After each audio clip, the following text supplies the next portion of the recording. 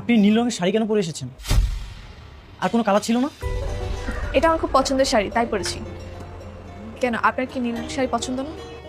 হ্যাঁ পছন্দ, তবে শুধু এটা একজনকেই মানায়, সেটা হচ্ছে সিনথিয়াকে। আপনি কেন পরে এসেছেন? কবরের সেই মেয়েটার নাম বুঝি সিনথিয়া? হ্যাঁ। তাকে খুব ভালোবাসতেন? হ্যাঁ, অনেক ভালোবাসতাম। আচ্ছা যাই হোক, তো বলেন আমাকে কেন ডেকেছেন, কেন দেখা করতে চাইলেন? দেখুন, গতকালকে ঘটনার জন্য আমি সরি। আর সিনথিয়ার খবরে আমি ছাড়া অন্যকে ফুল দেখ, সেটা আমি কখনো চাই না। সেটা তো আপনি আমাকে বুঝিয়ে বললেই পারতেন, শুধু শুধু খারাপ ব্যবহার কেন করলেন? বললাম তো সরি। আচ্ছা, আজ থেকে আপনি বৃষ্টিকে পড়াতে আসেন। সরি, আমি যেতে পারবো না। যখন ইচ্ছে হবে আপনি খারাপ ব্যবহার করবেন, আবার যখন ইচ্ছে হবে সরি বলবেন, তা তো হবে না। বাবা মা অলরেডি অনেক রেগে আছে, প্লিজ আপনি না করবেন। আপনার বাবা মা রেগে আছে, তাতে আমি কি করব? তাদের নিয়ন্ত্রণ করার দায়িত্ব তো আপনার, আর এটা আপনার আগেই ভাবা উচিত ছিল।